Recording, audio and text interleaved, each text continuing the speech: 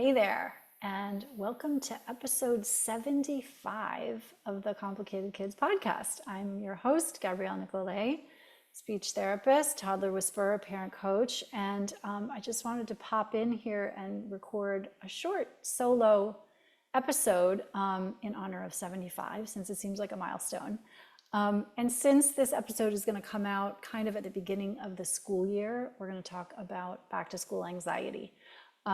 Because this is something that many of your complicated kids will be struggling with right about now. And so let's talk about this subset of kids who the first day of school, they're fine. The second week of school, they're fine.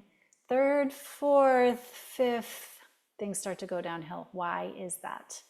I happen to think it is because kids will tolerate stress. Some kids will tolerate stress for a certain amount of time. That's all they can do. They can tolerate it for 2 weeks, 3 weeks. And then the outside look is that the honeymoon period is over.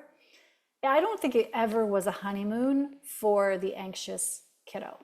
I think it was all hatches battened down is how I want to say that, for as long as I can muster. And now the wheels are coming off the cart a little bit. And that's when we start to see. And so that can be kind of early to mid semester of the fall school year. And so there are going to be these kids who, of course, are traumatized on day one. They don't want to go to school. They never want to go to school. That's one subset. But this other subset, right, of kids whose anxiety seems to build and seems to come out of nowhere. It's never coming out of nowhere. If you've listened to this podcast long enough, you know that complicated kids ride, if the speed limit, if like normal speed limit on a road is 55 and the dangerous speed limit is 100, right? Complicated kids are riding about 90 most of the time. They're not at 55. They're not totally fine and then something happens to blow their stack. That's not how it works. They're riding just under that red zone line. And they're prepared to blow at a moment's notice, often. Not always, but often. And so when we've got kids, again, those anxious kiddos who have made it, again, air quotes, successfully through the first several weeks of school, and now they're melting down, there's a reason. There's a good reason, and it's not coming out of nowhere. So sometimes the reason is just, that's all my nervous system could handle, and this is too stressful for me, in which case we want to start slowly peeling back. What are the things that are optional that might be stressing kiddo, and what can we roll back? It might be something as simple as an earlier bedtime. Okay, not everything has to involve like rejiggering, reconfiguring the whole family and the whole schedule. But I'll tell you a story about my daughter when she was 4 years old. This girl went to pre-K for the first time, and she needed to be in bed for the night at 6:15 p.m. 6:15. She slept until 7 a.m. the next day, okay? This girl needed her sleep. Now, that became very clear after like the first week of school. So that part was obvious. But there are gonna be some kids who, that accumulated exhaustion is gonna wear on them. So maybe it's as simple as just moving their bedtime up 10 minutes at a time, 15 minutes at a time over the course of a week until you've got a bedtime that more is better for them when they're going to school. If your kid has sleep issues, please work with a sleep specialist, not a behaviorist, but like a medical professional who understands sleep, okay? If your child is waking up in the middle of the night all the time, we want to do a sleep study. We want to know why that is. Sleep is so important for functioning, and especially for emotional functioning. So you know what? Not especially. For all kinds of functioning. You know this because as a parent, you have been sleep deprived and you know what it does to you. Now think about the effect of sleep deprivation on a developing brain, okay? Sleep is hugely important. So maybe an earlier bedtime. Maybe The homework situation, if you've got a slightly older kid, is stressing your complicated kid out. Maybe, it was first 2 weeks easy on the homework, and then after several weeks, the homework gets a little bit harder, a little bit more intense. What's the just right challenge there in terms of peeling back a layer of stress for your complicated kiddo, where they're still going to be successful, and also the demands of the classroom are either going to be met, or you're going to decide that they're not going to be met, right? Because you, as the parent, particularly if you've got any kind of medical or developmental diagnosis, and if your kid has an IEP in school or a 504, those are both legal documents, right, that kids get when they go to school. Those documents can ensure, for example, that kiddo doesn't have to do homework, or kiddo gets to do homework assignments that are modified, for example. Certainly, if your child is in anything lower than second grade, say, some third grade, but second grade, you can just call the teacher and say, we will not be completing the homework. And research would back you up on that, because there's some really interesting research that shows that homework really is not that effective until later grades.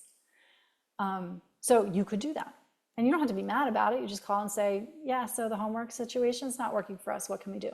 And work out a solution with the teacher. So that's another way of unpeeling the stress, right? If your child is signaling to you that they're anxious about school.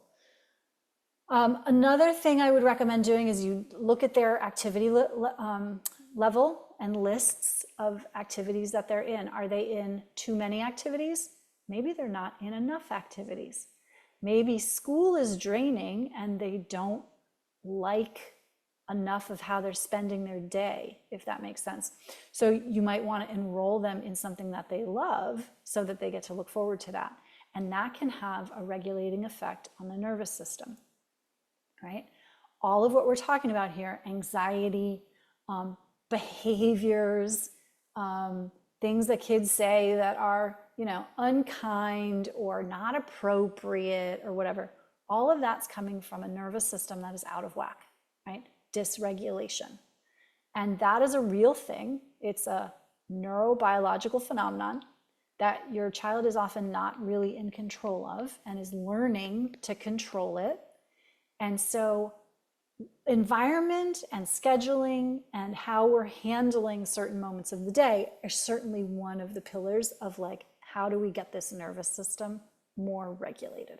Okay, so take a look at their schedule. Do they have too much to do, or not enough to do, or just not enough of what they like to do? And how can we get them more of that, or more of what they need, right? So if you've got a kid who hates being stuck at school, sitting in a desk, number one, I would be asking the teachers, can we get him some movement breaks or her some movement breaks throughout the day? But then after school, can we go on a long walk? Can we stay at the park? Can we certainly bring a snack? And can we do something that will help that nervous system recalibrate in a positive way? What can we do about that? After that, I would say lots and lots of validation. When your child says, I hate school, school is boring, you say, I hear you saying you hate school and school is boring. Tell me more about that. That seems so counterintuitive at some level, because it might sound like you're endorsing your child's view that school is boring and they hate it. But that's not what you're doing, okay? All you're doing is validating that, meaning you are believing what they're telling you they think. They think that school is boring and they hate it. And you're saying, I believe you. I believe you that you think that this is true. Whether or not you agree with them, whether or not you endorse that position is irrelevant, because you can be right or you can be connected to your child. Okay? And so you get to be right in your own head, but when you're talking to your kid, you want to really validate their emotions. And then you want to like, again, say something like, tell me more about that. Because often when kids say something is boring and they hate it, what they mean is it's too hard, or I don't feel seen there, or I feel worried that I don't know what to do. The expectations are not clear, or the work is too hard and I'm afraid I can't do it. Okay. Boring is like a socially acceptable way to say, I'm scared, I'm lonely, I'm hurting, and I need help. And I don't know why kids learn that so quickly, but they do. I suspect it's because we adults teach them that boring is bad and not to be tolerated, and that if you're bored, we'll fix it somehow. Versus if you're scared, people tell you to do it anyway. So kids they're not dumb. They figure this out very quickly, right? So validating those feelings. I hate school. I hate my teacher. Okay, if your kid tells you they hate their teacher, please do not say, of course you don't hate your teacher. Okay, don't say that. That is the most invalidating thing you can do. It means you're wrong, kid. What you think doesn't matter. And yes, we want to teach our kids to be kind. Yes, we want to teach our kids to respect adults and authority in some measure of whatever feels healthy to you. And there are lots of different ways to go on that, right? But invalidating their experience and their frustration of a person who probably doesn't understand them very well. If I have a kid who comes to me and says, I don't like this person, it's because they're getting a vibe, they're getting a read off of that person that is not matching what that child needs. And again, remember, kids are paying much more attention to your nonverbal signals than to your verbal signals. So a teacher who stands up at the head of the class and is smiley, smiley, happy, happy, but her energy's all wrong or his energy's all wrong, that teacher, your complicated kid, is going to understand. They're not going to understand it, but they will sense it. They don't know what's happening, but they're responding to a mixed signal, and they don't like it. It makes them anxious. And it makes them anxious in a way that neurotypical kids, most kids can handle. Most kids can handle a conflicting, like, mixed message. And they know that they're supposed to just kind of override and do what the teacher says. They know this. We don't know how they know this. This is how brains are wired. Some brains are wired like that. But complicated kids are not wired that way. They are wired to read the energy, listen to the words if they're able, and then check for a match. And if they don't perceive a match, ooh, we are in trouble, because now they hate their teacher. And then they come to you and they try to tell you that. And so when they tell you that, that's actually a very trusting thing to do, right? To tell you, this person doesn't make me feel good. This person makes me feel icky. I don't feel, and safe is overused right now, but I don't feel good. I don't feel seen. I don't feel understood by this person, okay? The worst thing you could do in that moment is to say, of course you don't feel that way. No, actually they do. They don't know why. So frame it for them. Yeah, some people, here, I'll tell you what to do right now, I promise. Some people are not a match for us.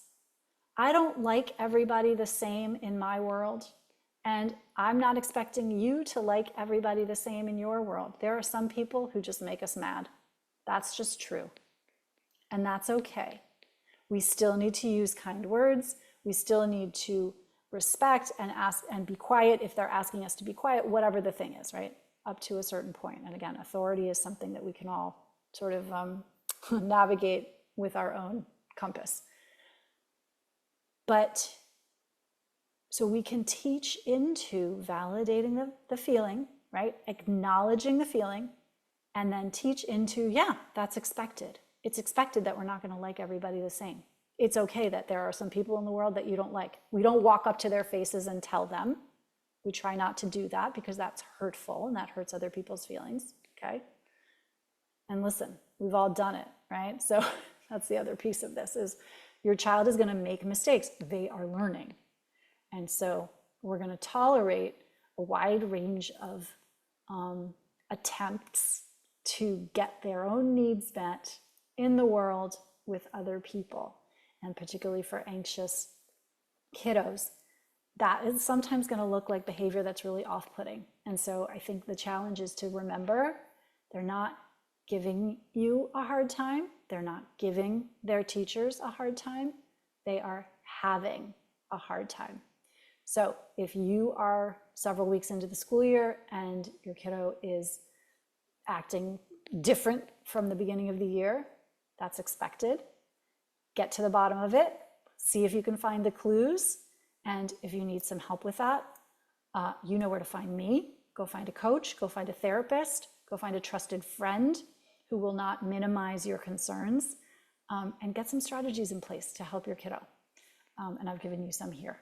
Okay, thanks for listening. Until next time. Hey, if you like this podcast, would you please, please, please share it with somebody that you know? I would love to grow this audience so that we can be helping families find this information when they need it. Thank you so much. Take care. Bye-bye.